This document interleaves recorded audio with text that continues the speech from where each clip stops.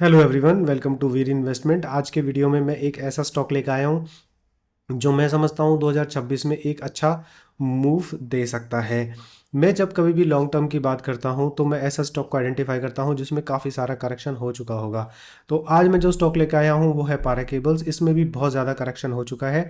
इसने रिसेंटली ही all time high लगाया था 116, लेकिन अभी ट्रेड कर रहा है सिर्फ 36 पर। और ये एक बड़े टाइम फ्रेम के डिमांड जोन में भी सपोर्ट ले चुका है।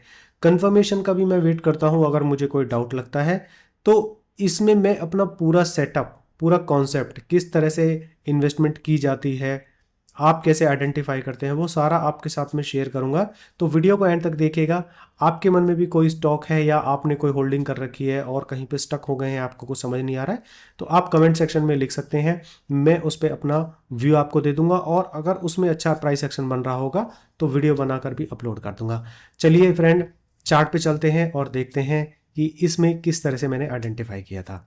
हमें जाना चाहिए पहले बड़े टाइम फ्रेम जो कि है ईयरली। वहाँ पर देखना चाहिए कि कितना करेक्शन हुआ है, क्या स्टॉक में चल रहा है, तो वहाँ से ओवरऑल पिक्चर आपको मिल जाती है।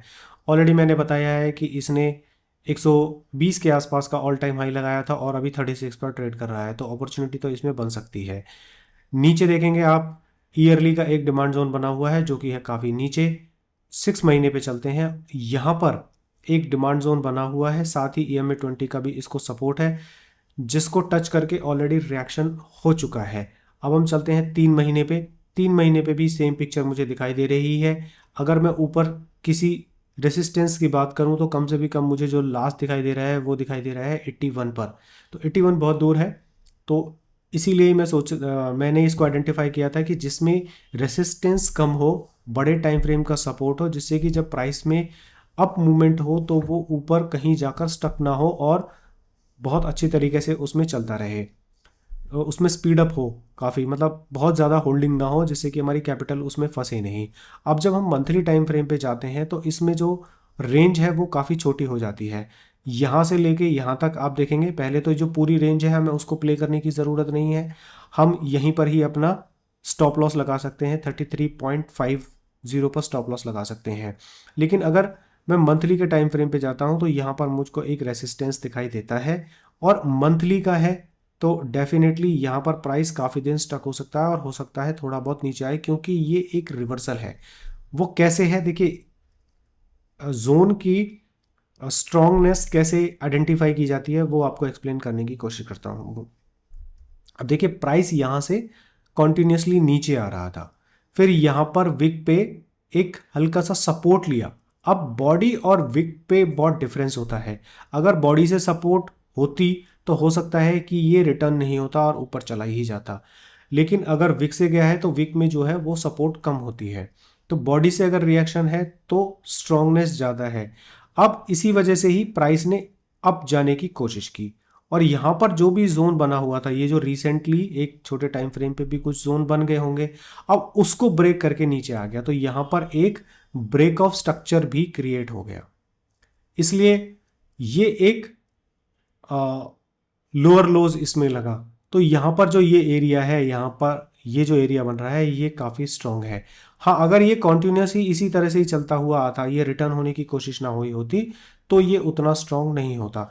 तो इसलिए हम आने वाले टाइम पे जब प्राइस में अप मूवमेंट होगी तो हम समझते हैं कि भाई यहाँ पर एक पहला जो हमारा पड़ाव है वो हो सकता है। तो अब प्राइस ने यहाँ पर आकर एक विक क्रिएट कर दी है। हम मंथ पर हैं और दिसंबर ऑलरेडी क्लोज होने को है, तो इट मीन्स कि यहाँ पर एक पॉजिटिव साइन मुझे दिखाई दे रहा है। लेकिन और मैं छोटे टाइम फ्रेम पे जाता हूँ, लेकिन दोस्तों उससे पहले मैं आपको यहाँ पर बता देता हूँ कि ये पॉइंट जो है, मैं ज़्यादा नंबर्स को बोल नहीं सकता हूँ और क्लियरली किसी वर्ड्स को नहीं बोल सकता हूँ, क्योंकि यूट्यूब की पॉलिसी है, सेबी की रिस्ट्रिक्शंस की वजह से हम ऐसा नहीं बता सकते हैं, हमारे चैनल के ऊपर में स्ट्राइक आ जाता है। तो आपको वो चीज़ें समझनी होंगी, मैं जो इशारों में बात करूँगा, ठीक है। अब मैं वीकली पे जब मैं चला जाता हूँ तो हम इस जोन को कैसे मैंने स्ट्रॉन्ग आइडेंटिफाई किया है वो भी आपको एक्सप्लेन कर देता हूँ। देखिए, नीचे ईयरली का जोन है, उसके ऊपर में क्वार्टर का जोन है, तो इसका सपोर्ट है। ये पूरा कॉन्सेप्ट है। अगर इसको समझना चाहते हैं तो 4 घंटे का मेरा एक कोर्स है छोटा सा, डिस्क्रिप्शन में लिंक है, वहाँ पर जाकर आप उसको ज्वाइन कर सकते हैं। तो वहाँ पर मैंने डिटेल में बताया है। एक 5-7 मिनट की वीडियो में सारे कॉन्सेप्ट को क्लियर कर पाना बहुत डिफिकल्ट होता है। अब देखिए, जैसा मैंने यहाँ पर एक्सप्लेन किया था, सेम पिक्चर ही यहाँ पर हो रही है। सेम पिक्चर कैसे हो रही है वो मैं आपको बताता हूँ। देखिए, प्राइस में यहाँ से अप मूवमेंट थी, यहाँ से फिर डाउन हुआ, फिर यहाँ पर सपोर्ट लेके जो ये वाले स्ट्रक्चर्स थे इनको ब्रेक किया है इसने। तो यहाँ पर भी एक break of structure with change of character है। चेंज ऑफ करेक्टर क्या होता है कि जब ट्रेंड चेंज होता है तो उसको हम लोग चेंज ऑफ करेक्टर कहते हैं। और यहाँ पर ब्रेक ऑफ स्ट्रक्चर भी है, मतलब कि पुराने जो रेसिस्टेंस को इस वाले ऑर्डर ब्लॉक ने ब्रेक किया है।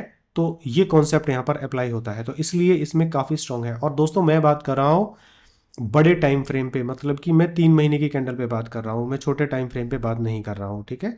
तो अब यहाँ पर देखिएगा कि एक जो मैंने जोन यहाँ पर बना दिया था, यहाँ पर ये स्टॉप लॉस हम रख सकते हैं। इन्वेस्टमेंट की बात कर सकते हैं, लॉन्ग टर्म के लिए होल्डिंग कर सकते हैं, तो हम नीचे का भी वेट कर सकते हैं अगर इन केस जाता है। बट कैपिटल को बहुत ज़्यादा होल्ड करना मेरे हिसाब से ठीक नहीं है, क्योंकि इसमें जो है डिस्टेंस बहुत ज़्यादा है, रेंज बहुत ज़्यादा है। तो अब हम यहाँ पर आ जाते हैं और यहाँ से ही इसको समझने की कोशिश करते हैं। देखिए, वीक की एक कैंडल बनी है, ये बिल्कुल ही स्ट्रांग नहीं है, प्राइस बिल्कुल डाउन आया, जोन में आया, टेस्ट होने के बाद में बिल्कुल अप मूवमेंट चला गया। अब इसमें प्राइस में कॉन्सोलिडेशन चल रहा है। तो कॉन्सोलिडेशन जब चलना स्टार्ट हो गया है और ग्रीन कैंडल बननी स्टार्ट हो गई, तो इट मीन्स कि ये एक पॉजिटिव साइन है। अब इसमें टाइम ज़्यादा इसलिए लगेगा क्योंकि मैं अगर डेली पे चला जाता हूँ तो हम देखेंगे यहाँ पर जो EMA 20 है वो भी काफ़ी स्क्यूज होती जा रही है। अब जैसे ही ये यहाँ पर फ्लैट हो जाएगी और प्राइस इसके ऊपर में क्लोज होना स्टार्ट हो जाएगा, तो फिर EMA 20 इसका सपोर्ट देना स्टार्ट कर देगी और फिर इसमें इस तरह से मूवमेंट होते होते यहाँ पर चला जाएगा। पहला हो सकता है थोड़ा बहुत यहाँ पर एक रिएक्शन हो, लेकिन अब इसके जो डेली के डिमांड जोन्स बनते जाएंगे उसके ऊपर में भी हम लोग ट्रेड प्लान कर सकते हैं। इंट्राडे ट्रेड, जब कोई भी स्टॉक बड़े टाइम फ्रेम के ऑर्डर ब्लॉक से रिएक्ट होकर चलता है और ऊपर अप मूवमेंट में हो जाता है, अप ट्रेंड में हो जाता है, तो डेली की इंट्राडे ट्रेड भी उसमें प्लान की जाती है, अगर बहुत अच्छे लेवल का भी नहीं बनता है। तो उसके लिए क्या करिए, आप टेलीग्राम चैनल है उसका भी लिंक दिया हुआ है, उसको ज्वाइन कर लीजिए। वहाँ पर भी मैं इस तरह की कोई ट्रेड मेरे को मिलती है तो वो भी मैं आपके साथ में शेयर करता रहता हूँ। तो ये मेरी इसमें प्लानिंग थी और मैंने अपना कॉन्सेप्ट आपको बता दिया है। अगर आपको अच्छा लगा है तो वीडियो को लाइक कीजिएगा, शेयर कीजिएगा अपने फ्रेंड्स एंड फैमिली से जो इंटरेस्टेड होते हैं शेयर इन्वेस्टमेंट्स में। Thank you friends for watching, please come back again for such videos.